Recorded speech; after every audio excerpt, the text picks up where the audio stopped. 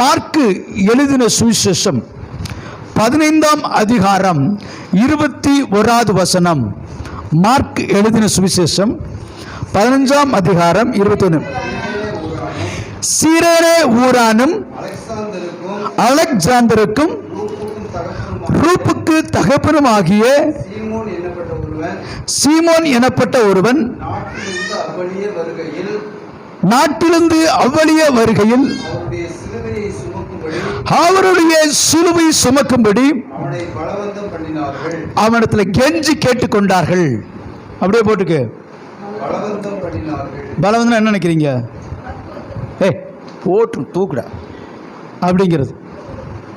அப்புறம் எப்படி அவன் இயேசுக்கு உதவி செஞ்சிருக்க முடியும்? இதையும் நம்ம கவனிக்கணும். இப்போ நமக்கு ஒரு கேள்வி, யார் இந்த சீரான் ஊரானாகிய சீமோன்? அதுக்கு முன்பாக மேலே பார்த்தீங்கன்னா அலெக்சாந்தரும் ரூப்புக்கு தகப்பனும். யார் அந்த ரூப்பு, அலெக்சாந்தர்? இந்த 3 நபர்களை இன்றைக்கு என்ன செய்ய போகிறோம்? நாம் சொல்லப்போனால் பைபிள் காலேஜ் படிக்கிறவங்களுக்கு இது வரப்பிரசாதமாக இருக்கும், மிகவும் அது யூஸ்ஃபுல்லாக இருக்கும். ஏன்னா அப்போஸ்தலர் நடவடிக்கை நீங்கள் கேட்டிருப்பீங்க, இல்லை படிச்சிருப்பீங்க, இல்லை படிக்க போகிறீங்க அப்படின்னா இது மிகவும் உங்களுக்கு ஒரு பிரயோஜனமாக இருக்கும். இதில் நிறையா காரியங்களை நம்ம கற்றுக்கொள்ள போகிறோம். யார் இந்த சீரானா ஊரை சீமோன்? எதற்காக அலெக்சாண்டரையும் ரூபனை சேர்த்து சொல்லணும்? இந்த நிருபத்தை எழுதின மார்க் யாரு? இதெல்லாம் கொஞ்சம் நம்ம செய்ய போகிறோம். ஒரு ஆராய்ச்சி பண்ணிட்டு தேவ சம்மதமான காரியங்களை கலந்துக்கணும்.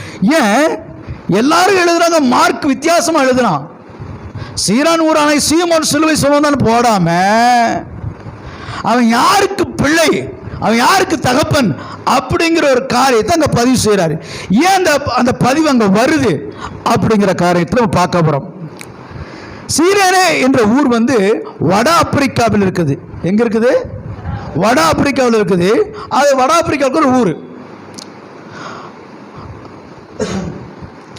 அதாவது கிமு 72 சிதறிப்போன யூதர்கள், அதாவது யூதர்கள் ஆட்சி முறை இருக்கும்போது ஒரு ராஜா வந்தார், எல்லாத்தையும் சிதறடிச்சார். யார் பேர்? அவர் பேர்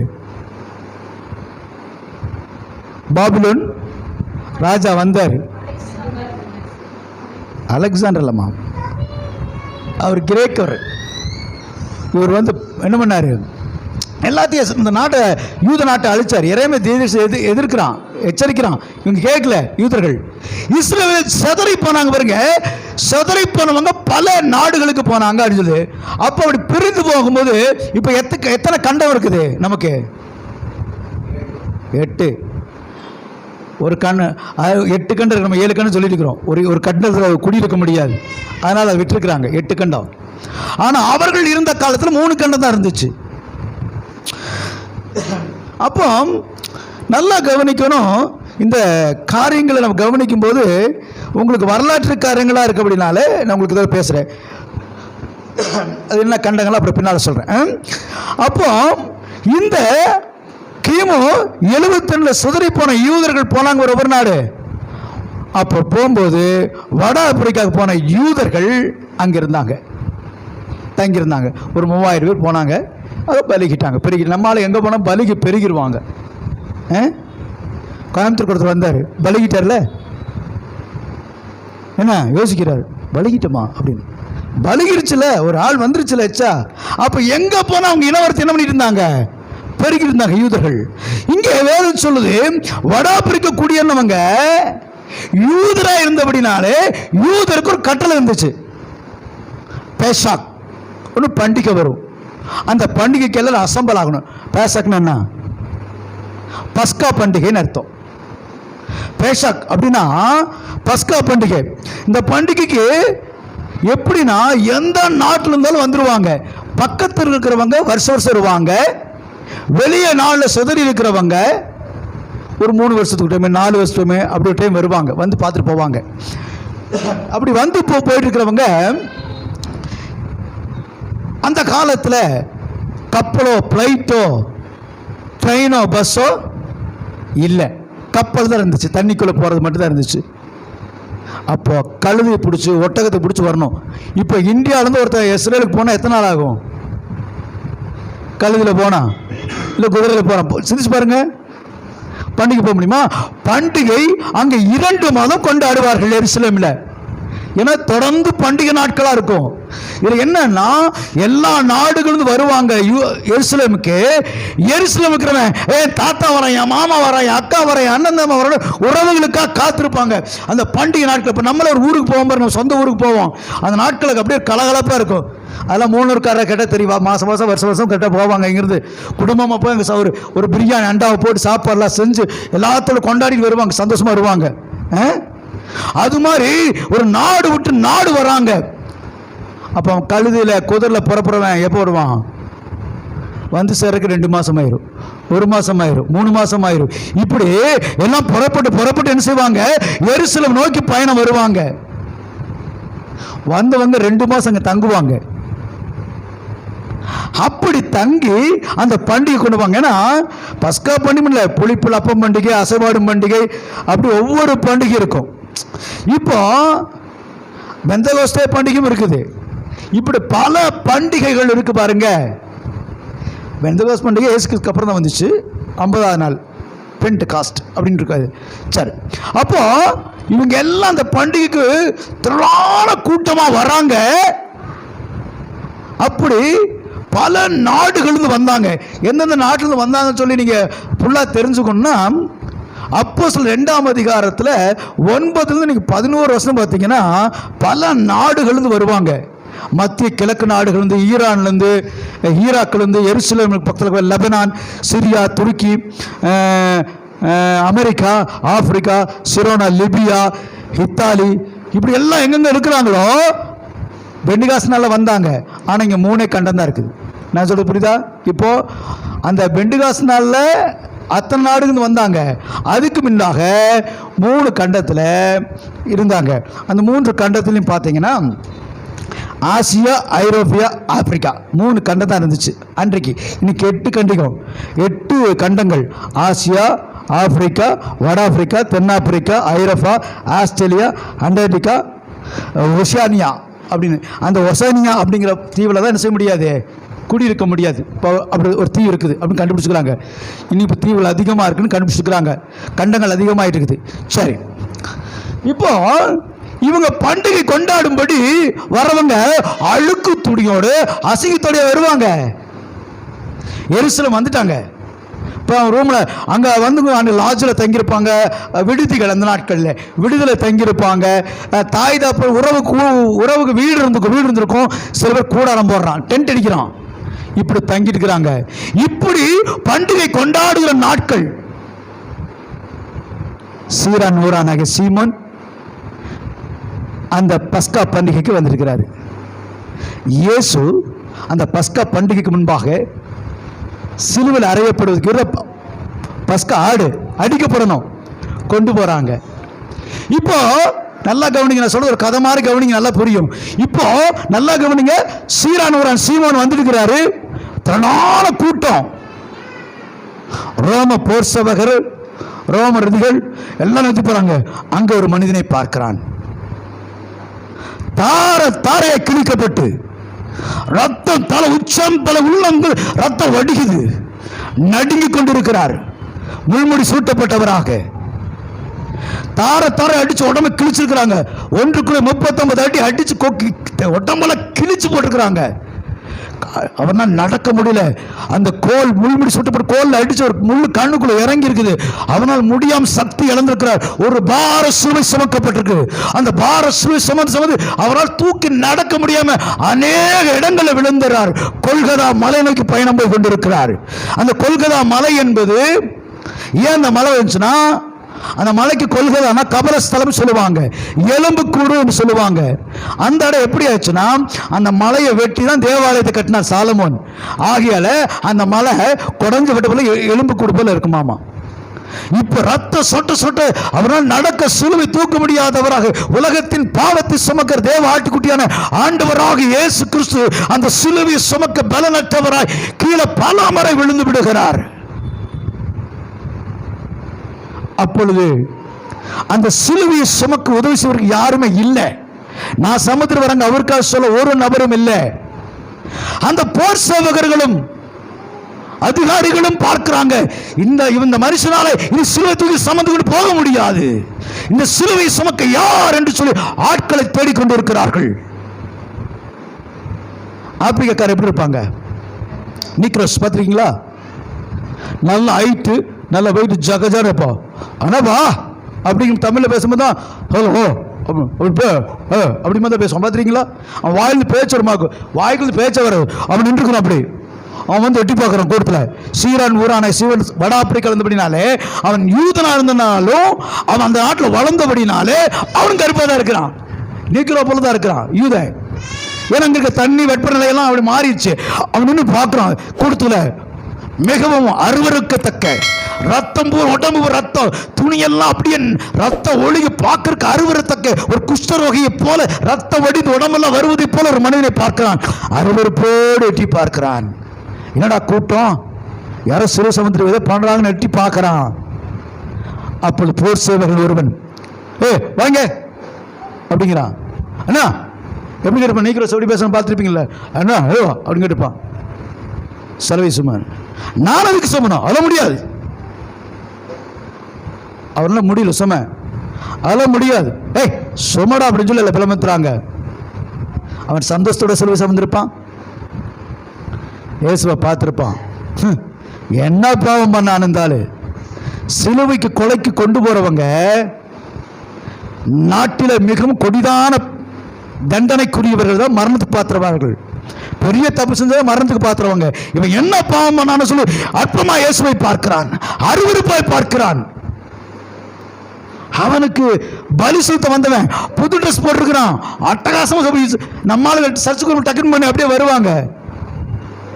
பாசம் இந்த மரத்தில் எடுத்து அங்கே போட்டிருப்பா அப்படின்னு கொஞ்சம் கூட இந்த ஆளுக்கு அருவே இல்லை. துணி எடுத்து அழுக்காயிராது, இவர் செய்ய மாட்டார், இவர் ட்ரெஸ் அழுக்காயிரும். அதனால டேய் என்ன சத்தம். அப்போ பாருங்க, இவன் ட்ரெஸ் எல்லாம் அழுக்காயின்னு அருவருப்பா அவனை பார்க்குறான் இயேசுவை.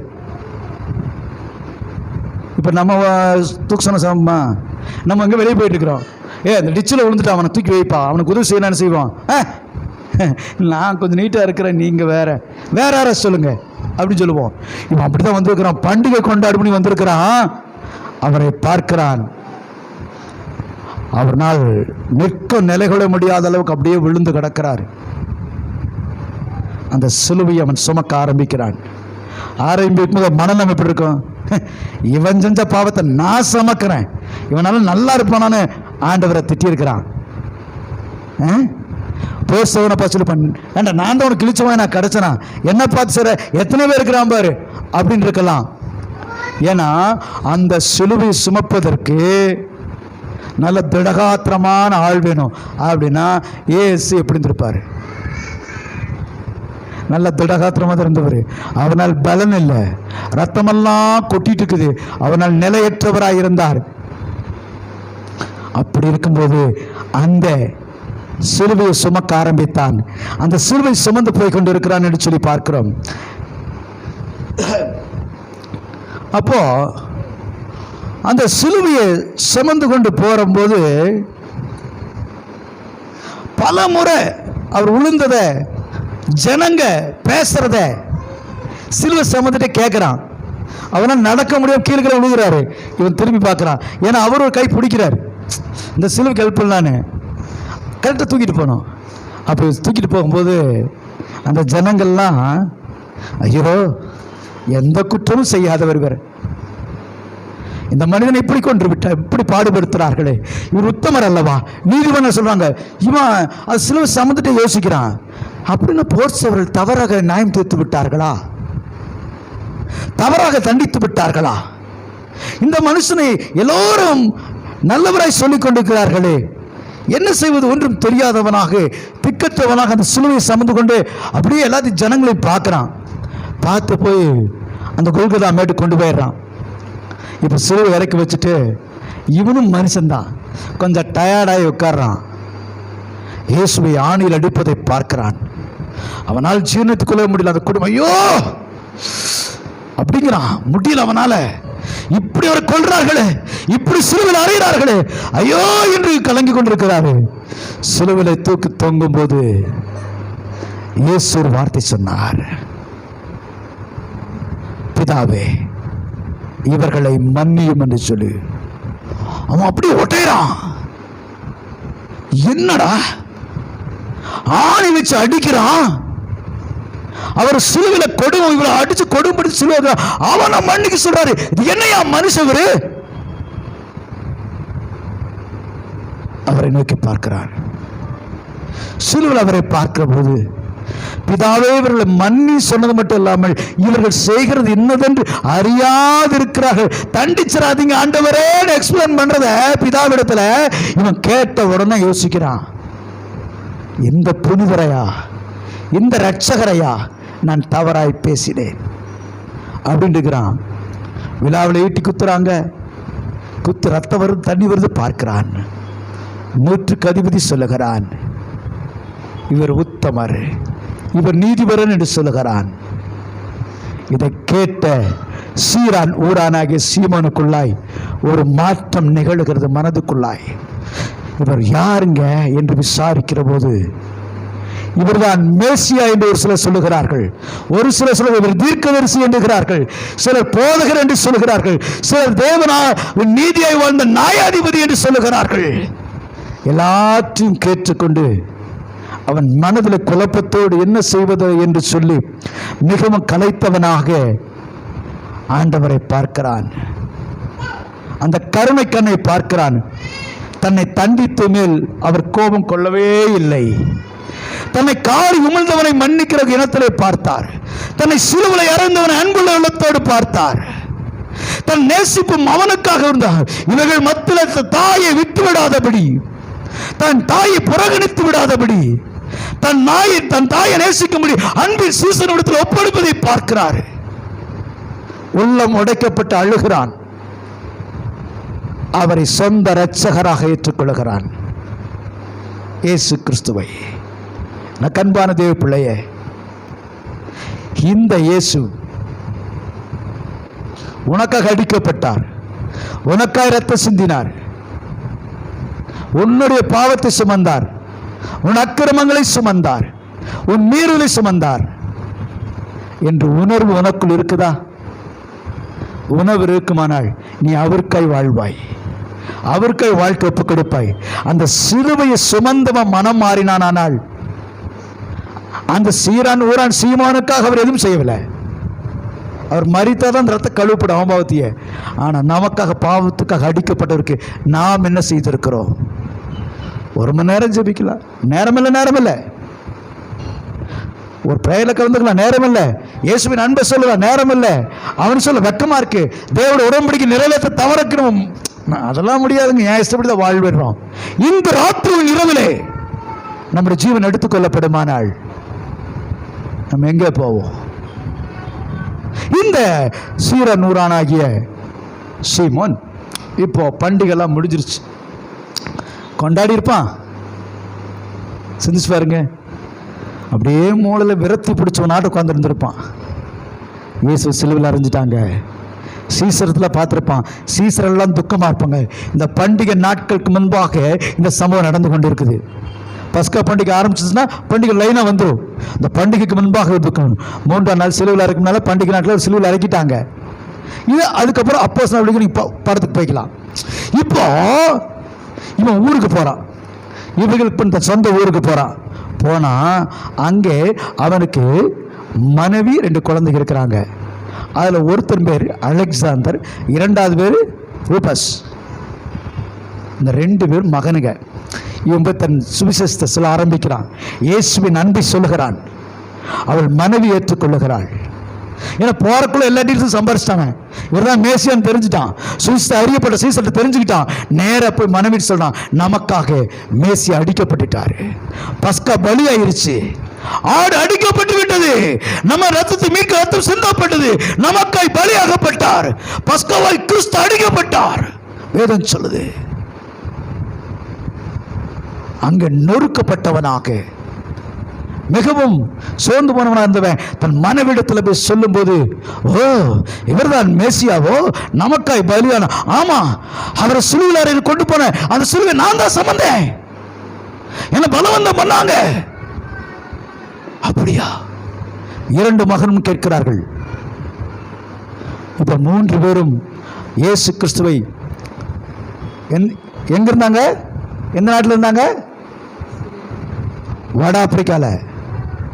அந்த தேசத்துல 3 பேரும் சுவிசேஷம் அறிவிக்கிறார்கள்.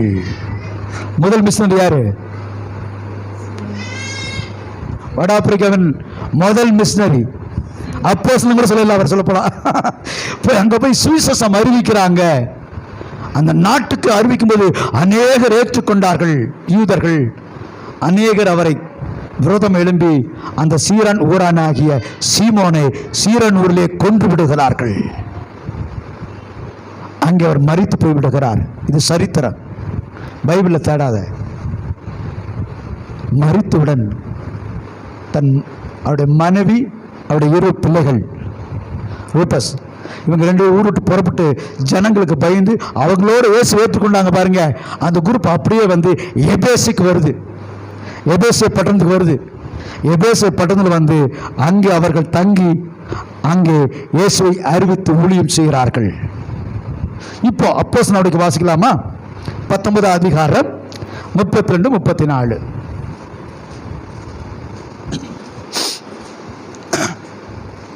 கூட்டத்தில் அமளி உண்டாக்கி சிலர் இப்படியும் சிலர் அப்படியுமாய் பேசினார்கள். தங்கள் கூடி வந்த காரணம் என்னதென்று அவர்களுக்கு தெரியாதிருந்தது. அப்பொழுது யூதர்கள் அலெக்சாந்தர் என்பவனை முன்னிற்கு தள்ளிகையில் கூட்ட சிலர் அவனை முன்னே இழுத்து விட்டார்கள். அலெக்சாந்தர் கையமர்த்தி ஜனங்கள் குத்த சொல்ல ஆரம்பித்தான். அவன் யூதர் என்று அவர்கள் அறிந்தபோது எபேசியருடைய தீனாலே பெரியவள் என்று சொல்லி 2 மணி நேரம் அளவும் எல்லோரும் ஏகமாய் சத்தமிட்டு கொண்டிருந்தார்கள். இப்போ இவன் போய் என்ன பண்ணிட்டான்? யாரு? சீரான் ஊரானாகிய மகன் யாரு? அலெக்சாந்தர், ரூபஸ், அவருடைய மனைவி எபேசிய பட்டணத்தில் ஊழிய ஆரம்பிச்சாங்க. பெரிய எழுப்பு ஆயிடுச்சு, ஒரு அமளி உண்டாயிருச்சு. இப்ப எபேசிய பட்டணத்துக்கு வந்துருச்சு. எருசலேமில் எங்க போச்சு? வட ஆப்பிரிக்கா போய் அங்கிருந்து பெண்ணா இருக்குது எபேசிக்கு வந்துருச்சு. எபேசிக்கு வந்து இவங்க பண்ற பாடுகள் பயங்கர பிரச்சனை ஆயிருச்சு. அங்க அமளி பண்டாயிருச்சு. இவர்கள் அங்க கொஞ்ச நாள் இருந்துட்டு அங்க ஒருத்த சிலை வழிபாடு செஞ்சு விற்கிறவன் ஆசிய கண்டத்து போற கெடுத்துட்டானுங்கன்னு சொல்லி தீனாலே பெரியவள் தீனாலே பெரியவள் சொல்லி சத்தம் மட்டும் ஒரே அமளி ஆயிடுச்சுங்க. ஏன்னா அவன் சிக்கல விற்கிறத உடைக்க ஆரம்பிச்சிட்டானுங்க. மெய்யான தேவபக்த எபேசிய திரும்ப ஆரம்பிச்சிட்டாங்க. அப்ப ரத்த மகனுக்குள்ள வந்துருச்சு. அலெக்சாந்தருக்குள்ள என்ன பண்றான்? சுவிசேஷத்தை அறிவிக்கிறான். அங்க அமளி ஆயிடுச்சு. பார்த்தாங்க செட் ஆகாது. அங்கிருந்து பிற்காலங்களில் கொஞ்ச நாள் வந்துட்டு ரோமாபுரிக்கு வந்துட்டார்கள். ரோமாபுரிக்கு போய்விட்டாங்க. அங்க சுவிசேஷத்தை அறிவித்து கொண்டு இருக்கிறாங்க. அந்த சமயத்தில் தான் பவுல் அங்க வருகிறான். பவுல் வந்து சுவிசேஷத்தை அறிவித்துக் கொண்டிருக்கிறான். அங்கே அவனை பராமரித்தார்கள். இது பிற்காலத்தில் ரோமாபுரி மக்களுக்கு பவுலே சொல்றாரு. எப்படி சொல்றாரு? ரோமர்கள் நிருபம் 16 அதிகாரம் 13 வாசிங்க. கர்த்தருக்குள் தெரிந்து கொள்ளப்பட்ட ரோபையும் எனக்கு தாயாகிய அவருடைய தாயும் வாழ்த்துங்கள் என்று சொல்லுவார். 16, 13.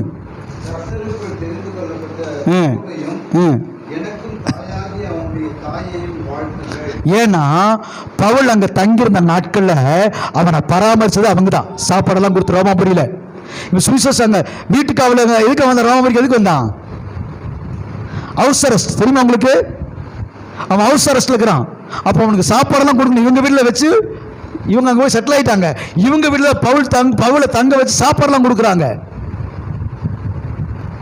சாப்பிட்டு போறான். அதை உணர்ந்து தான் அவன் ரோமாபுரிக்கு அவங்க போனதுக்கு எழுதுற லெட்டர், டே அவங்களுக்கு வாழ்த்து சொல்றா, அவங்க கர்த்தருக்குள்ள இருக்கிறாங்கன்னு சொல்லி.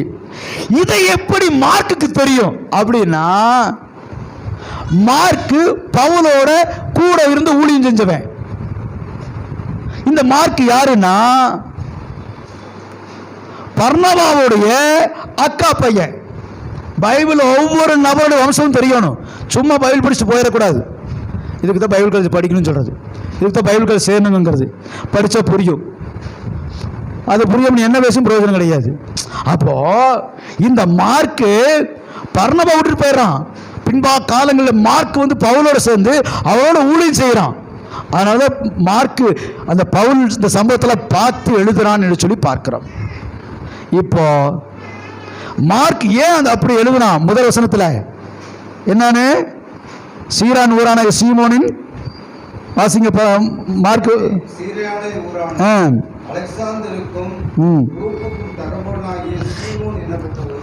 போதும். ஏன் அங்கே மென்ஷன் பண்ணி காட்டினா இவங்களுக்கு ஒரு கனெக்டட் இருக்குது, ஒவ்வொருத்தருக்குள்ள அந்த தொடர்பு இருக்குது.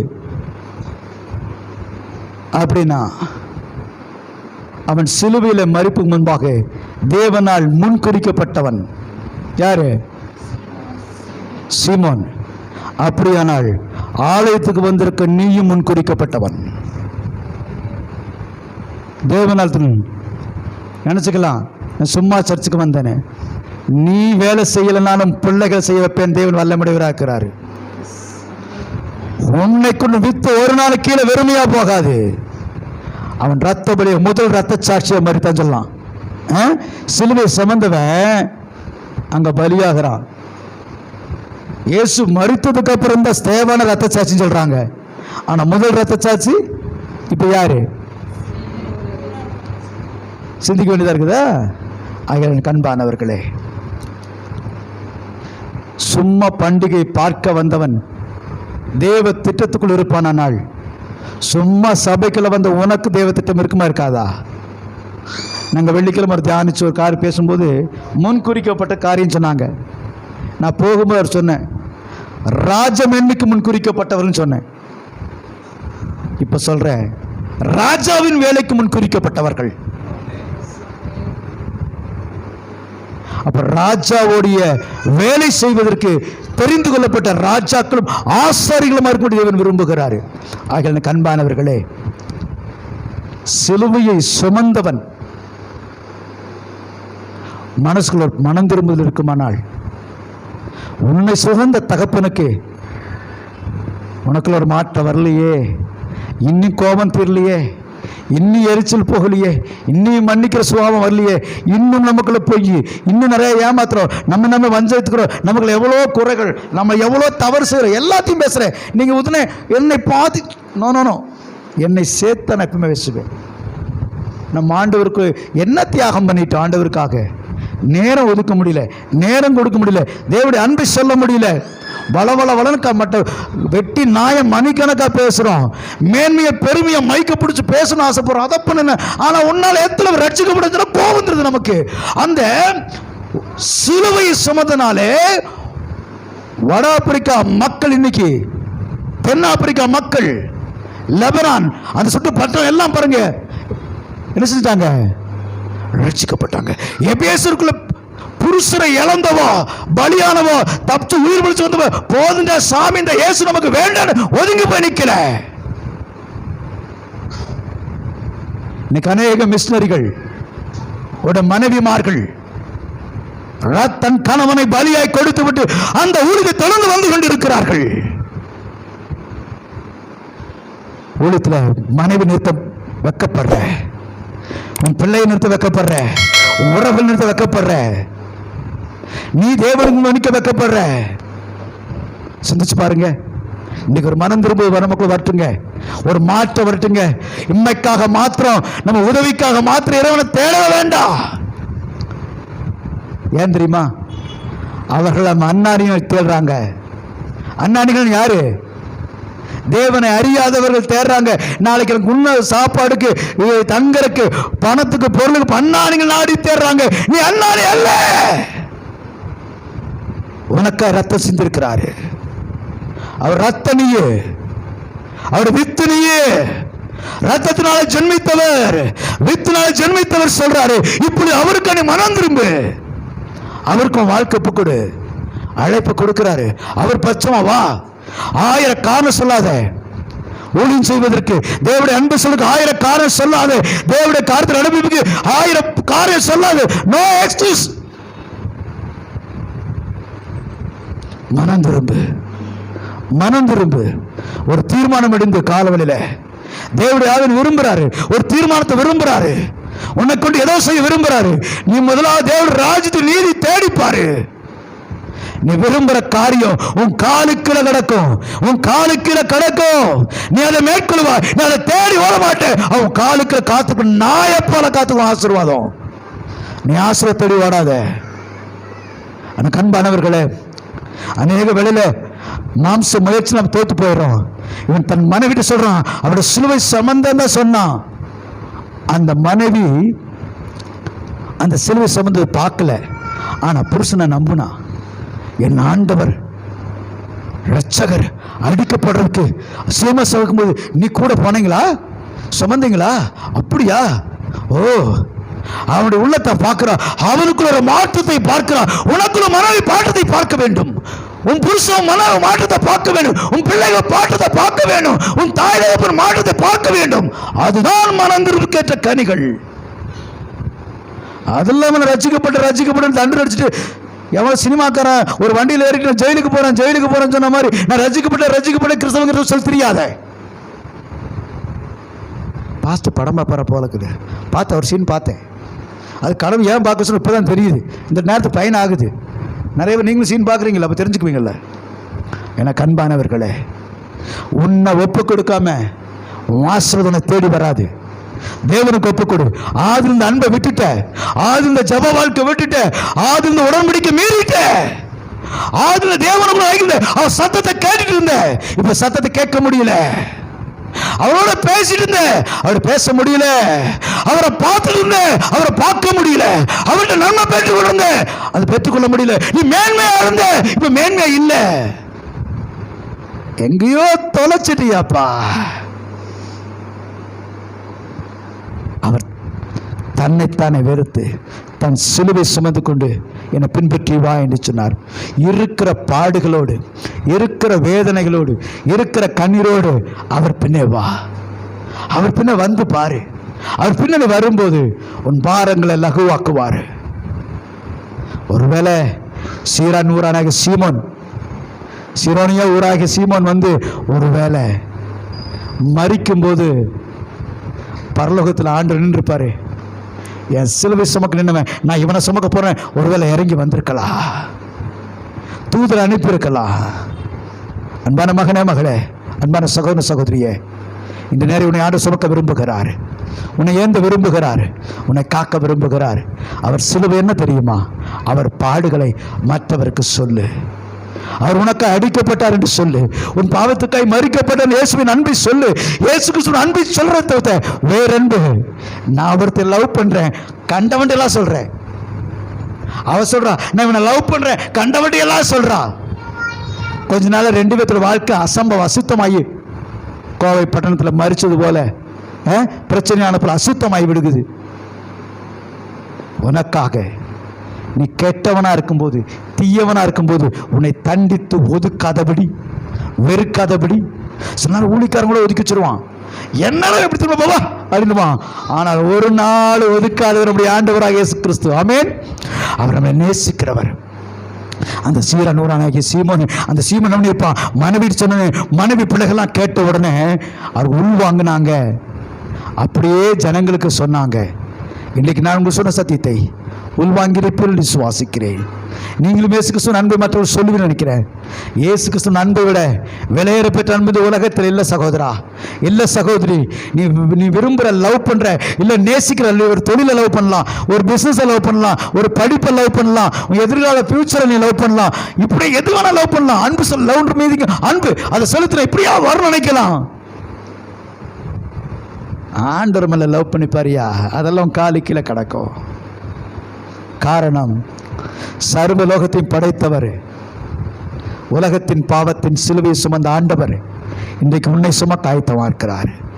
அவர் உங்களை அழைக்கிறார். என்னண்டே வா, இன்றைக்கு நீ மனம் திரும்பு, உன் பாவத்தொட்டு மனம் திரும்பு.